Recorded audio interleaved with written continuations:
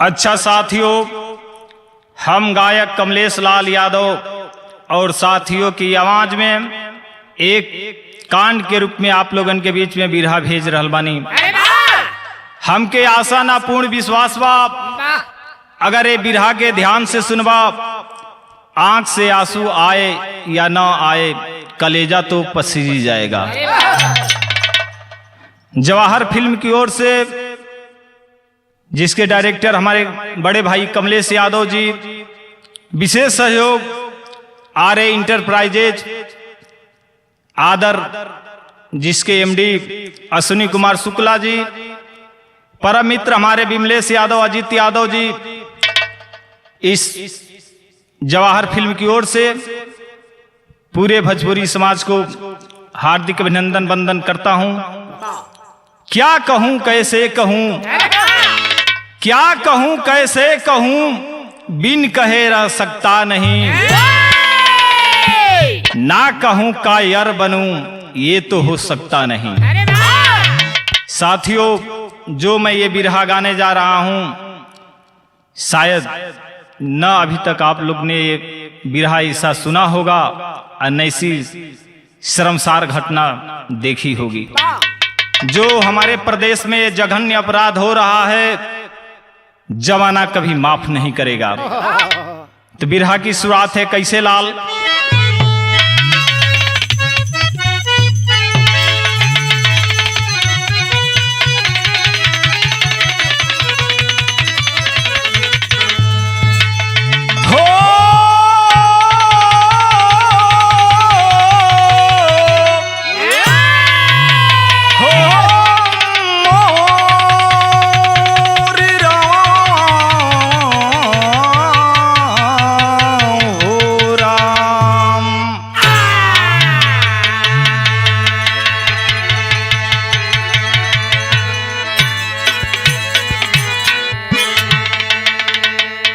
अरे मेरे बिरहा सुनने वाले प्रेमियों, कैसे गरीब आदमी रोड पर चलेंगे, गरीब इंसान अपने फूल जैसे औलाद को बचा कर रखेंगे इस दरिंदों से।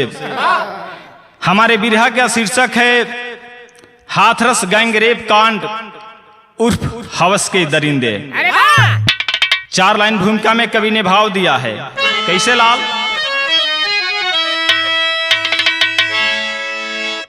अये गरीबी अधिक दुर दशायबू न करी, देख तुझको गगन डगमगाने लगा,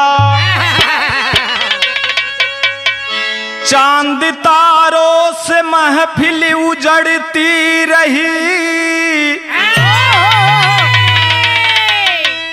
दिव्य दिन करी नजर को गिराने लगा, कैसे मजलूम सोचती गरीब ये रहेंगे, कहाँ सो गया है वतन का पुजावारी, कोई महफूज नहीं रह गया ये तिरंगी, कैसे असमत बचेगी कहे यबुला नारी।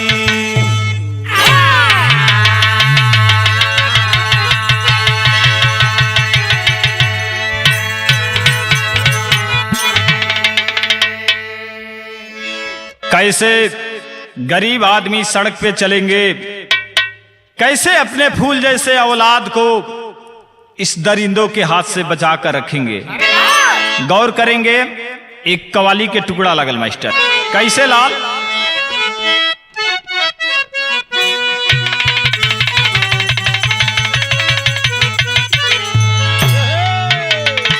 कवाली बहुत ही पुरान, लेकिन आज भी नई के झलक है इसमें। कैसे लाल, किसी आशिक ने अपने मासूका से कहा है, क्या कहा है? सारे सिकवे गिले भुला के कहो,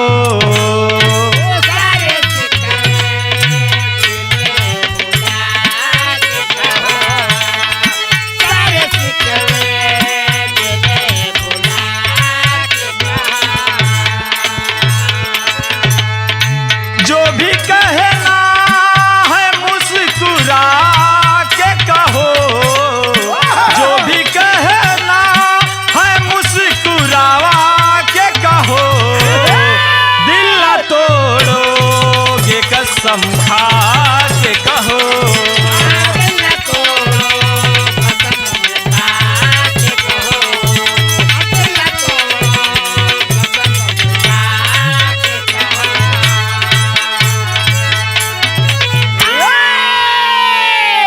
लेकिन मेरे देश में नारियां सुरक्षित नहीं है, तो भाव है कवि का कैसे लाल।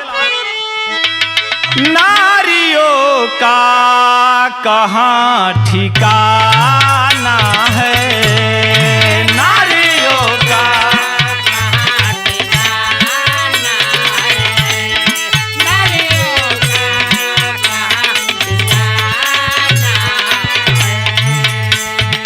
घर है दुश्मन पूरा जमाना है, घर है दुश्मन पूरा जमाना है, नारियों का कहाँ ठिकाना है, नारियों का कहाँ ठिकाना है, नारियों को कहाँ ठिकाना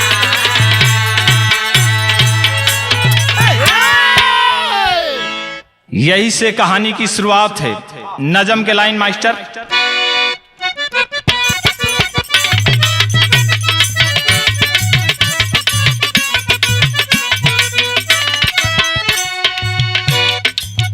खुशी को छीन करके खुशियां मनाने वाले, खुशी को छीन करके खुशियां मनाने वाले, पुष्प को पाके ना चमन को जलाने वाले।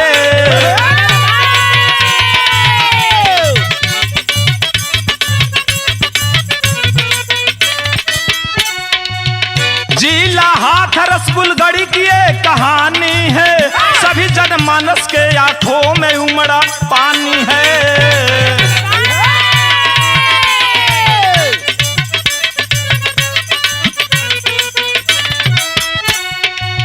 जहां पर वाल्मीकि दलित परिवार रहा, हंसता खेलता चाहत का घर वो द्वार रहा।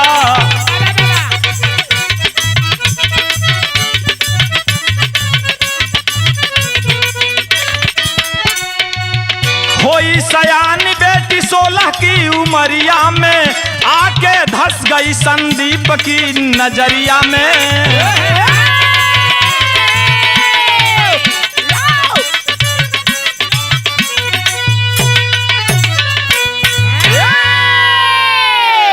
साथियों, प्रांत उत्तर प्रदेश, दिल्ली के बगल में जिला हाथरस, गांव भूलगढ़ी, एक दलित परिवार, पिता का नाम ओम प्रकाश वाल्मीकि बताया गया, माता रामा वाल्मीकि। परिवार में 2 लड़के उपेंद्र और सतेंद्र, और एक बहन, जिस बहन का नाम मनीषा वाल्मीकि बताया गया। गौर करेंगे बाबूजी, धीरे धीरे मनीषा जवानी के दहलीज को पार करने लगी। 16-17 वर्ष की उम्र की अवस्था में आई, एक गांव के दरिंदे की नजर लग गई। जब नजर लगी है उस मनीषा वाल्मीकि के ऊपर, तो बिरहा में एक लाइन तर्ज लागल मास्टर। कौन तर्ज के लाइन बा?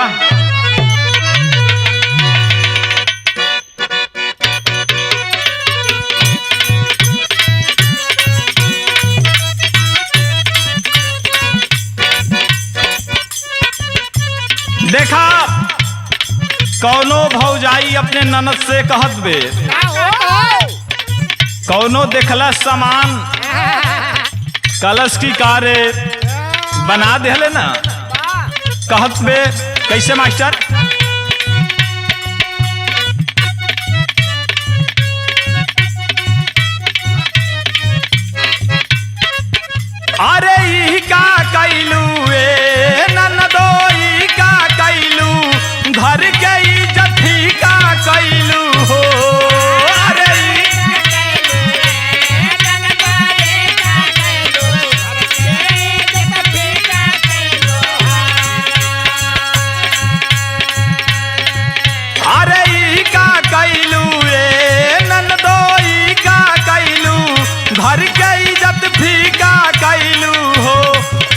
दो नाएला हंगवा तू लसारी अइलू कहवा मजा मारी अइलू हो।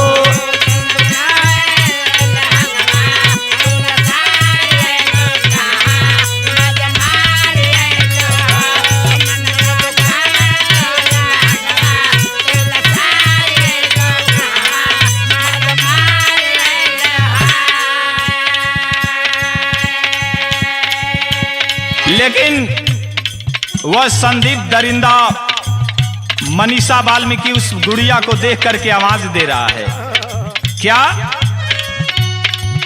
अरे बानल बाड़ू ये गोरी बानल बाड़ू चांदनी और गढ़ल बाड़ू हो।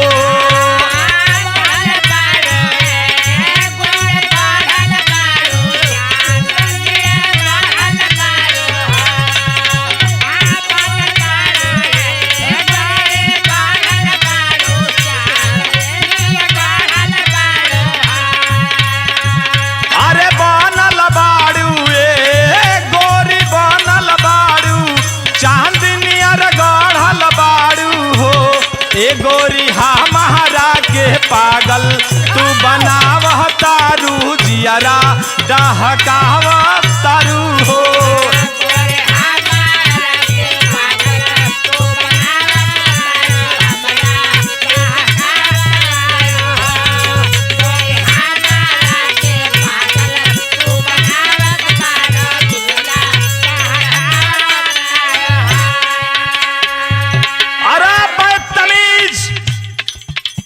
आवाज देती है लड़की कि तुम्हें शर्म नहीं आती गांव की बहू बेटियों के ऊपर अंगुली दिखाने के लिए। लेकिन तब तक एक और सवाल करत बा, कमर कमानी तोहार चेहरा नूरानी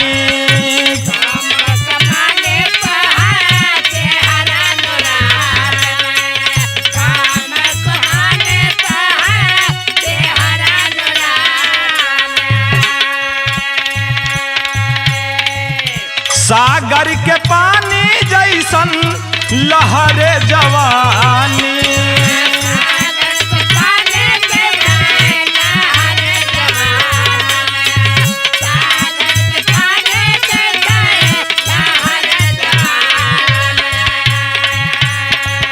अरे धासल बाड़ू ए गोरी धासल बाड़ू दिलवे में बासल बाड़ू हो।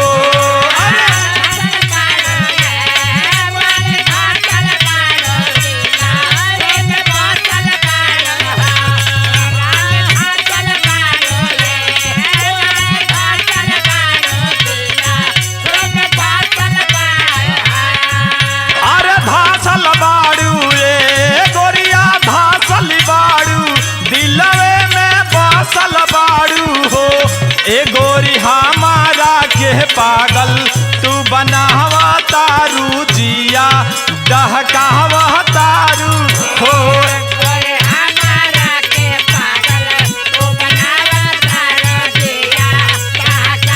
अरे वाह,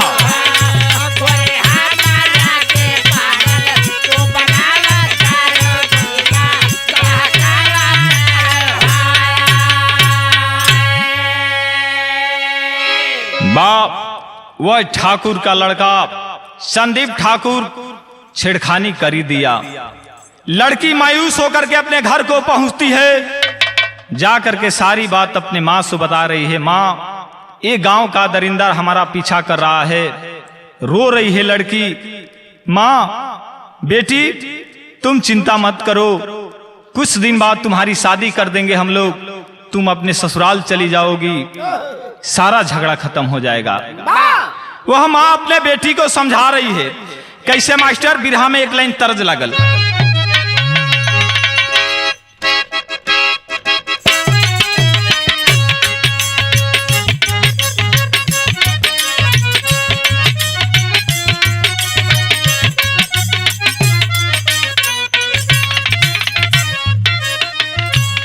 कौनो मेहरारू के मरद नंबर 1 पियकड़ मिल गई रहा। रोज संझिए खा पिए रतिये खा पीटे। अरे वाह। मजबूर होके वो मेहरारू अपने सास की है जाके एगो बात कहत बे। कैसे कहत बे? हमरो के लगही सुतालिए आमा,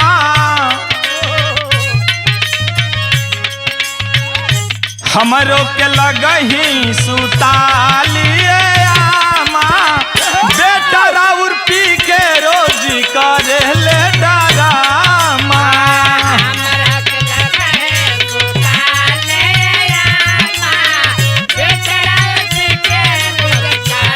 अरे वाह।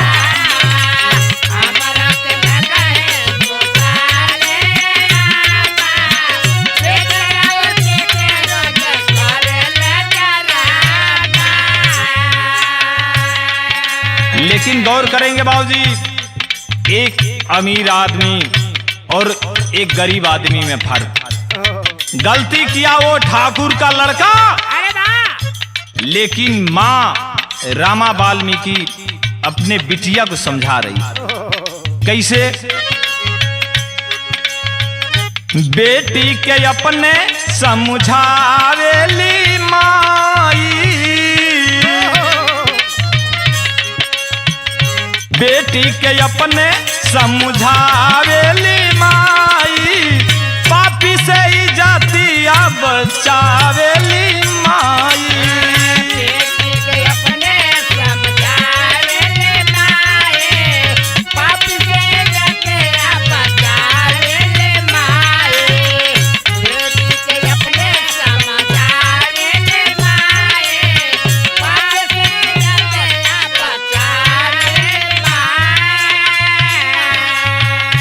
बेटी चिंता मत करो, कुछ दिन की देर है, फिर तुम अपने ससुराल को जाएगी। ये दबंग लोगों का ये गांव है।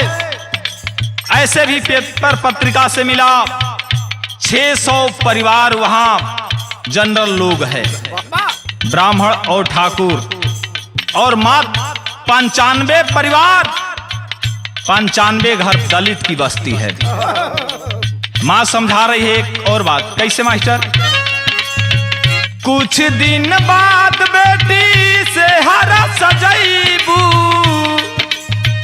होई तो हर शादी ससुरा घर जईबू।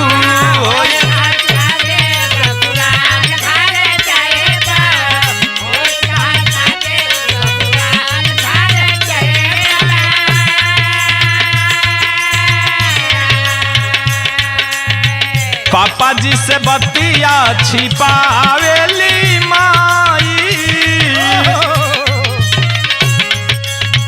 पापा जी से बतिया छिपावेली माई, पापी से ही जातिया बचावेली माई।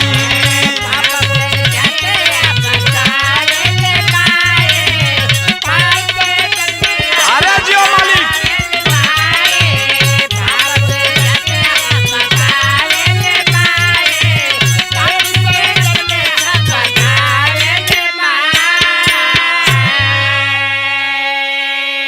साथियों, मां समझा रही है, लेकिन वह दरिंदा मानने वाला कहां है। अपने दोस्तों के साथ बद्ध तरीके से योजना बना रहा, उसको मारने का योजना रच रहा है और सोच रहा है।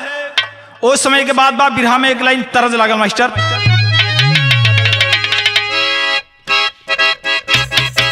अरे जियोलाल।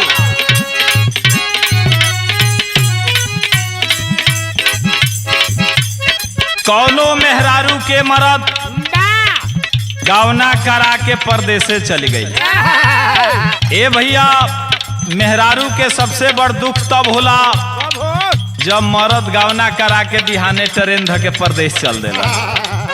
उ मेहरारू फोन से अपने मरद से एगो बात कह लेबे। का कह लेबे मास्टर? गईला परदेसवा देई के काले सवा,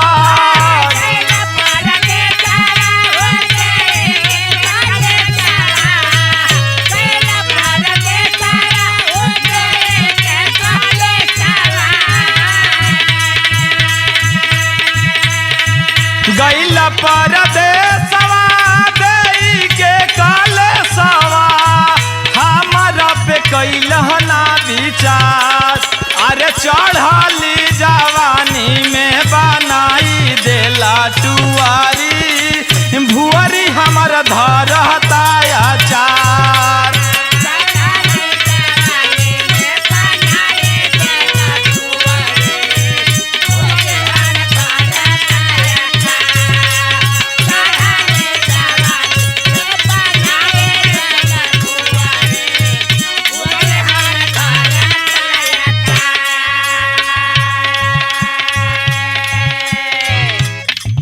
लेकिन गौर करेंगे, आज वह संदीप दरिंदा दोस्तों के साथ योजना बना रहा है लड़की को मारने के लिए। उस समय के बाद कहना बा, मनीषा के बोलिया लागे जैसे गोलिया,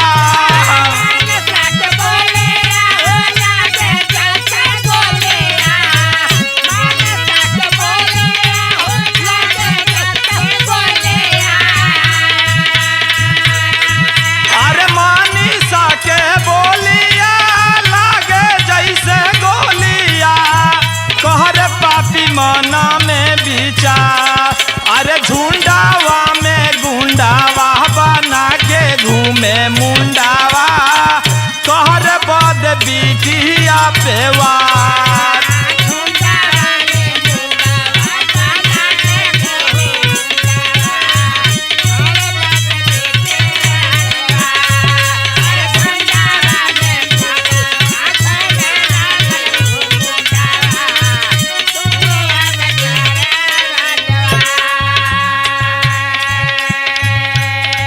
दोस्तों के साथ योजनाबद्ध तरीके से सींच रहा है, लेकिन वह मनहूस दिन आ ही गया। कौन सा दिन है बाबू? 14 सितंबर साला 20 वाला डेट में,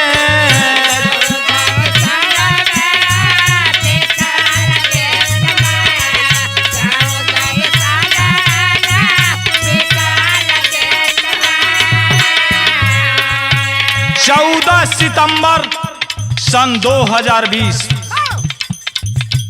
वह दिन आ ही गया बाबू। लेकिन हुआ का, चारा काटे गईली बेटी बाजारा के खेत में,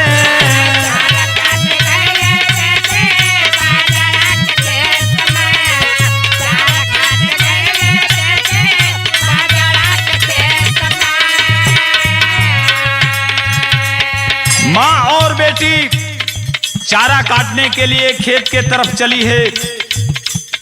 वही बीच में एगो घटना घटल। का घटल बाबू? हावस के पुजारिया बनी के शिकारिया,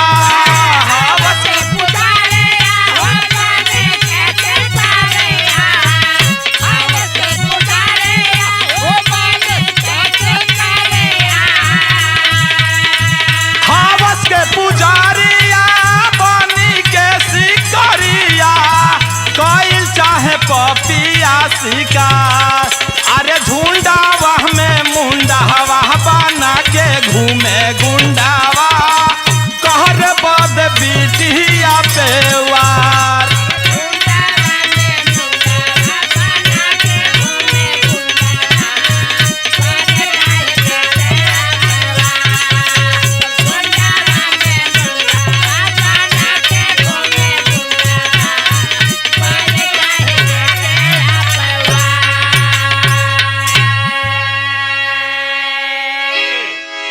वह दरिंदा अपने दोस्तों के साथ बिटिया चारा काटने के लिए मां के साथ बाजड़े के खेत में गई। 100 मीटर की दूरी पे मां काट रही है और 100 मीटर की दूरी पे ओल बिटिया गुड़िया वाल्मीकि चारा काट रही है। इतने में चारों दरिंदा, जिस दरिंदे का नाम रामू, लवकुश, रवि और संदीप बताया गया, चारों दरिंदा घात कर ही दिया। लड़की को जा करके उठा करके बीच बाजड़े के खेत में लेकर के चले गए। लड़की रो रही है, रामू भैया, लौकुश भैया, हम तोरे गांव के बहिन हई भैया, हमरे इज्जत पे दाग मत लगाओ भैया।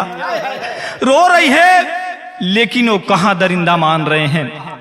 उस समय के भाव बा,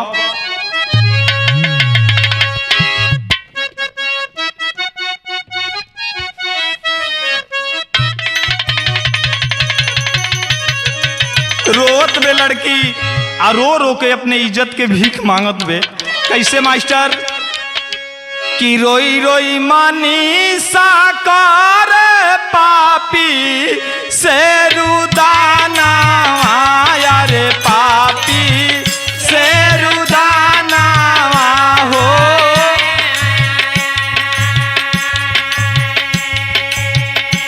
सुनी तानी बहिनी के पुकारन हो राम किया हो।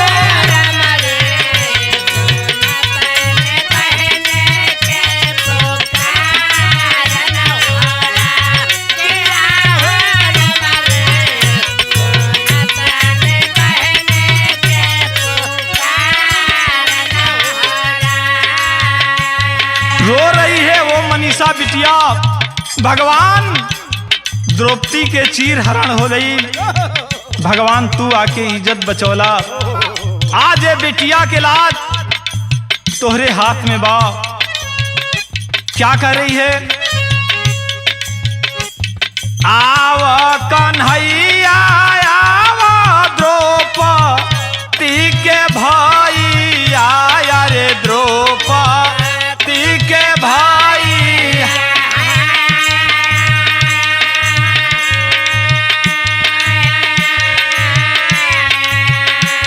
सुनी ले बहिनी के पुकारन हो राम किया।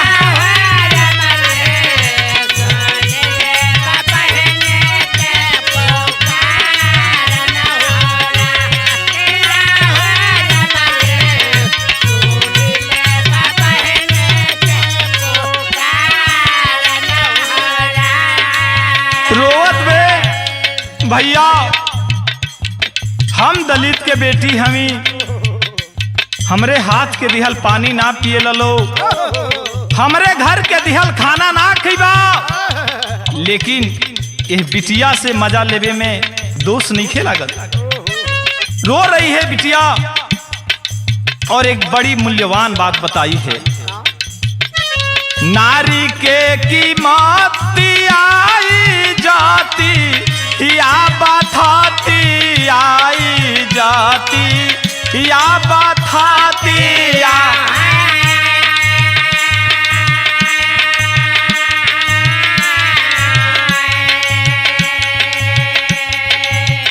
घरवा ना बहिन का तोहारन हो राम।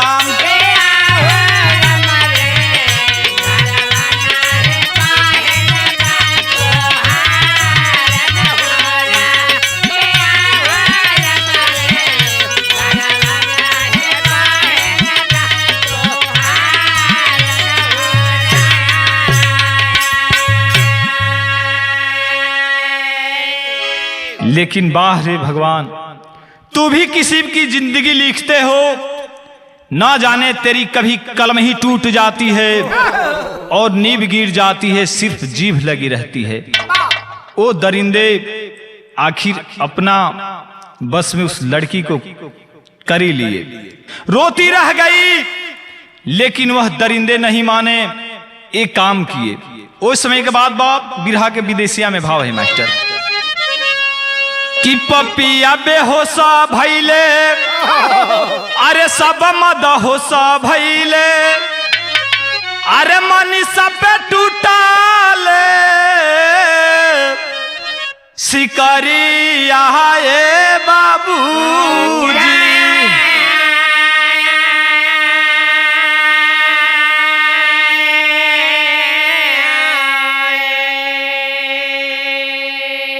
हाथ गोड़ा धाई पापी, अरे मुहावा दबाई दिहले, अरे लूटे लगले बेटी के इज्जती आए बाबू।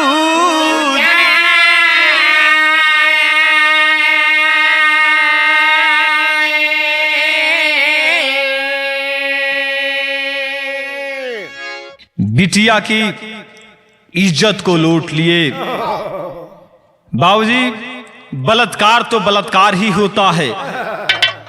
लड़की चिल्ला रही है, अरे भैया छोड़ दो, लेकिन एक काम कैलन कि जीभिया के काटी पापी, अरे गर्दन मड़ोरी दिहले, अरे तोड़ी दिहले रीढ़ा वाली हड्डिया है बाबू।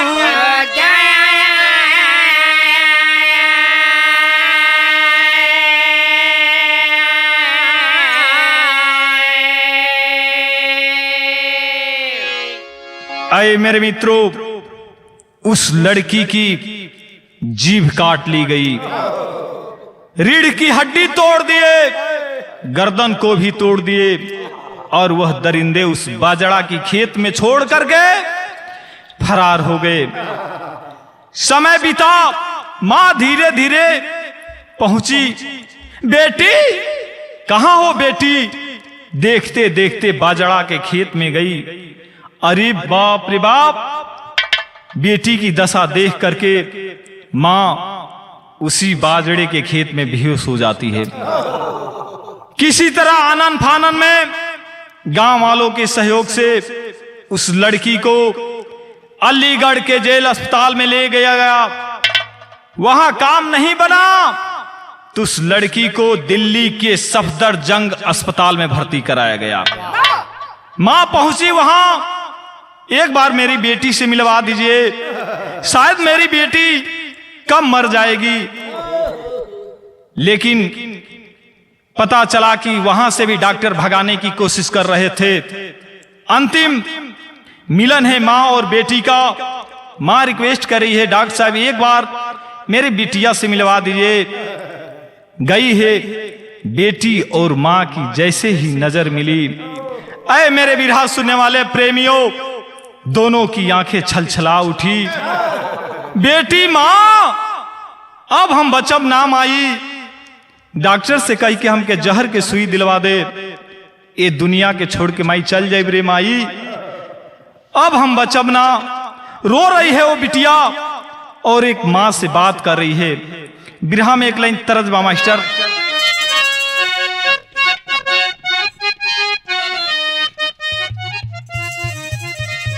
ई हमनी के माई बहिन लो ब्याह शादी में गावेला बड़े प्यार से। का गावेलन मास्टर? कैसे कैसे? कि अरे गंगा माई के ऊंची बा अररियानु हो, जहां बसई भगवान।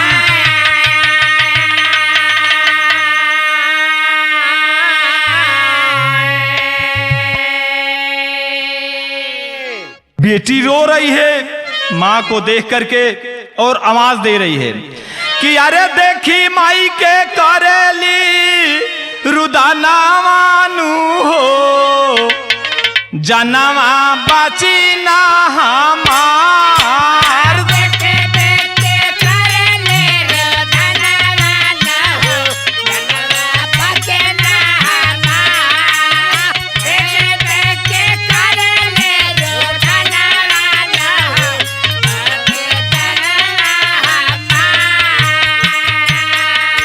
माई, पापा हमके एक हफ्ता पहले कपड़ा ले लन बाजार से, अभी वो कपड़ा हम पहनी ना रे माई, लेकिन अब ये हम दुनिया में रहब ना माई।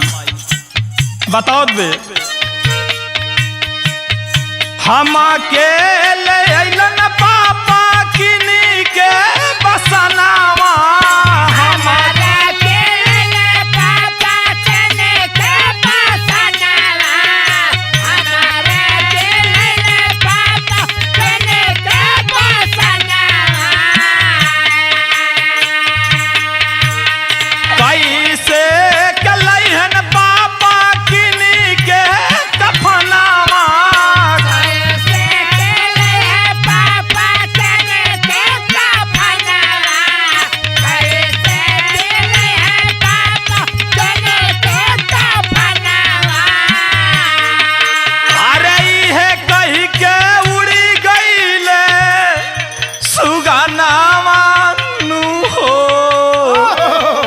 माई गिरे भारा।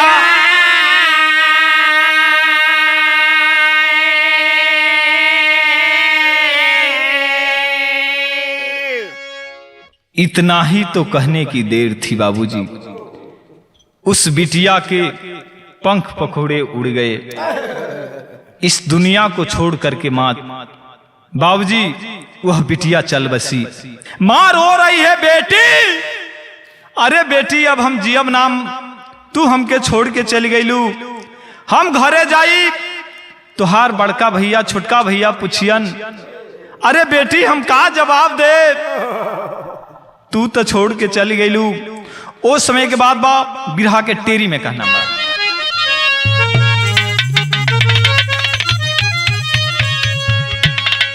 कि अरे मोरे राम बेहाई सीमा पार कर गई, अरे हत्या किया धर्म की कामी कूर कसाई कसाई।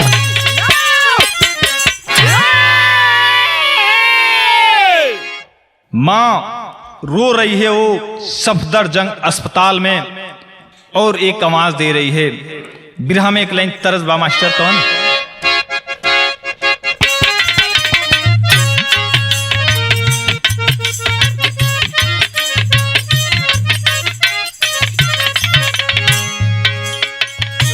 रोवेली माई मुहवा खोल रे बाबूनिया, रोवेली माई मुहवा खोल रे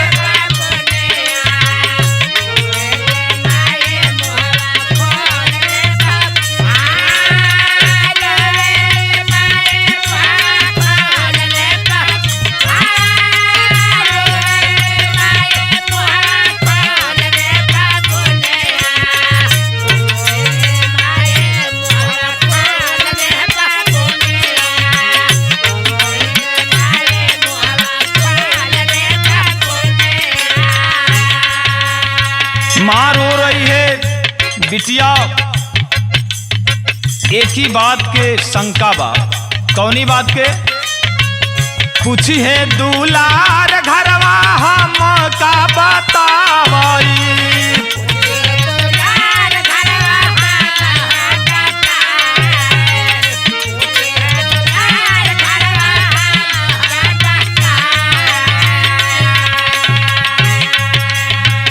कही के मनीषा गुड़िया के हम बोलाई,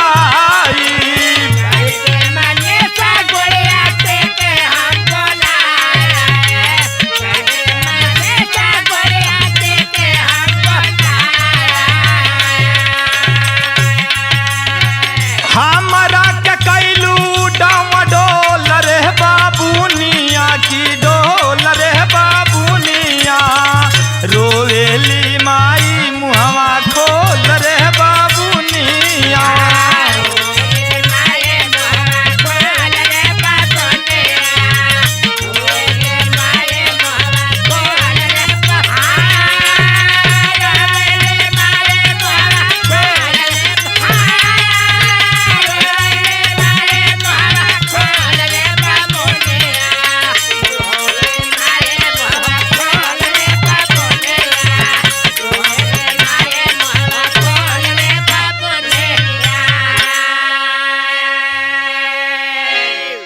माँ और पिता उस अस्पताल में रोना तो रोना ही था, अपने बिटिया की लाश मांगने के लिए वो रिक्वेस्ट कर रहे हैं। लेकिन मैं एक बात प्रशासन वालों से पूछना चाहता हूं, सरकारें तो आती जाती ही रहती है, लेकिन क्या आपके घर किसी लड़की के साथ ऐसा बलात्कार होता, उस समय आप क्या करते? लेकिन हुआ क्या, बिरहा के पहमट में कहना मास्टर,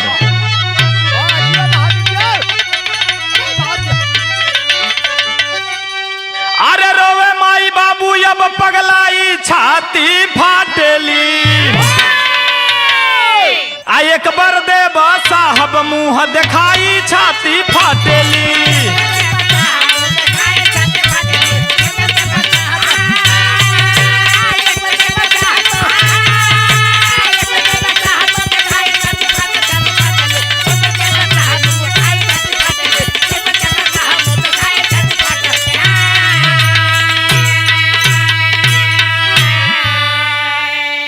कि धक्का दे के गाड़ी से तब दिहले दूर भगाई हो, आ जबरी लाश ले जाकर पापी अरे दिहले उजराई हो। अरे रोवे भारत माता आंसू बहाई छाती फाटेली, अंग्रेजी शासन वाला गे आइल छाती फाटेली। माँ और बाप गिड़गिड़ाते रह गए, मेरे बिटिया को दे दो, लेकिन बाहर प्रशासन, बाहर इस प्रदेश और देश की शासन नहीं अंतिम संस्कार करने के लिए उस लाश को, उस बिटिया को, उसके परिवार को नहीं दिया गया। मैं एक बात पूछना चाहता हूं, उत्तर प्रदेश मुख्यमंत्री योगी आदित्यनाथ जी, अरे वाह, आप तो हिंदुत्व का नारा देते हैं, अरे वाह! क्या आपके हिंदू में यही होता है कि किसी दलित की बेटी को मार करके उसको संस्कार करने का भी दर्जा नहीं दिया जाता है? मानिए हमारे बहन मायावती जी का ट्रीटमेंट आया था, मैंने पढ़ा था अरे वाह! कि केंद्र सरकार योगी को आदेश करे कि अगर प्रदेश चलाने नहीं आता है तो वह जा करके गोरखनाथ के मंदिर में बैठ जाए, जाके सरंगी बजावा, या तो जा करके अयोध्या राम मंदिर में पूजा करने का काम करे। अरे बहन जी आप क्या कर रही है? माननीय अखिलेश यादव ने तो खुला चैलेंज कर दिया, सड़क जाम होगा, चक्का जाम होगा, गांव के लोग सड़क पे उतरेंगे और इस बिटिया को न्याय दिलाने का काम करेंगे। क्या यही देश है जिसको सोने की चिड़िया कहा जाता है, लेकिन आज गोबर के चिड़िया कहने में भी शर्म आती है? तो बिरहा के अल्लाह में कहना मा मास्टर कैसे?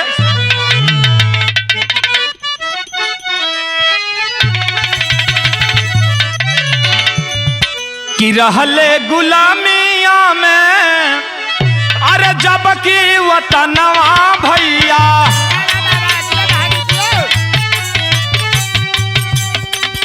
आजादी का जंग फिर से लड़ब सीना तावा,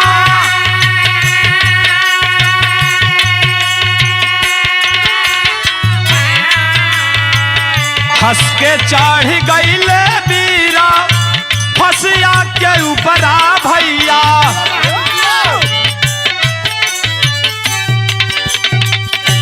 दिहले वतनवा पर आपन हो पौरा।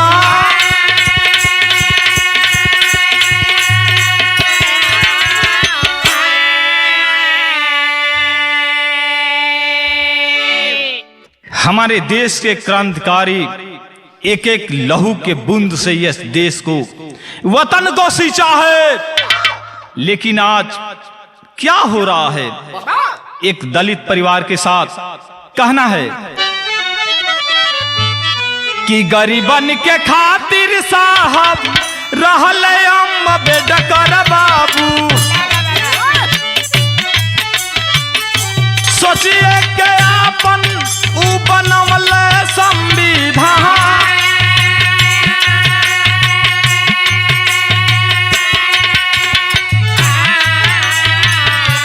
लेकिन आज टूटत बाटे उनकर सपनवा भैया,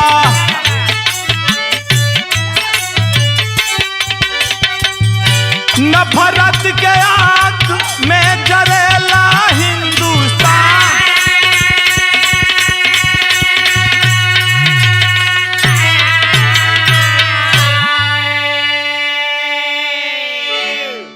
उस प्रशासन उस लड़की के लाश को ला करके 2 बजे रात को ही पेट्रोल छिड़क करके जला दिया। ये हमारे हिंदुत्व का एक नियम है कि सूर्यास्त के बाद किसी की लाश नहीं जलाई जाती है, लेकिन ये प्रशासन की व्यवस्था और शासन की ये व्यवस्था क्या है तो कहना है मास्टर बिरहा के खड़ी में भाव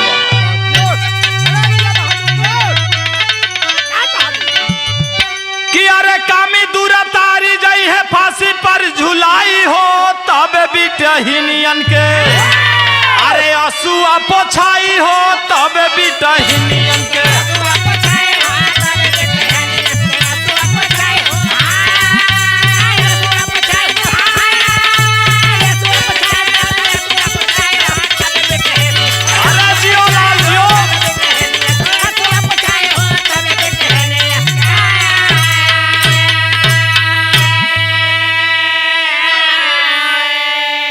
अरे पड़ल दबाव डॉक्टर बदल रिपोर्ट हो, अब भइल बलात्कार नहीं लागी सिर्फ चोट हो।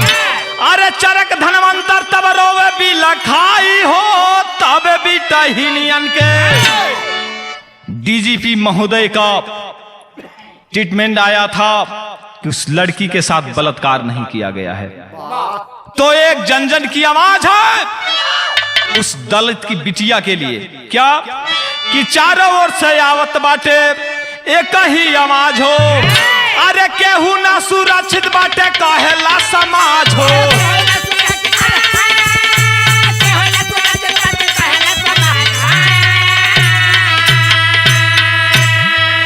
कि अरे नफरत किया गया बकई से बुझाई हो तब बिटहिनियन के, अरे असुआ पोछाई हो तब बिटहिनियन के।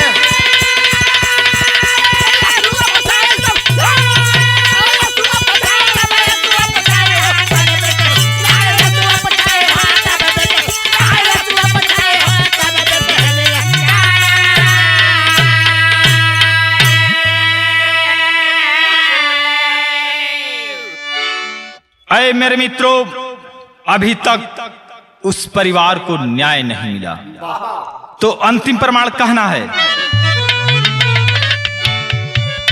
कि राजपुरम सदगुरु स्वामी राधे इंदु श्रीनाथ, अरे शिव दयाल शिव बच्चन छत्रधारी जी हैं साथ हो।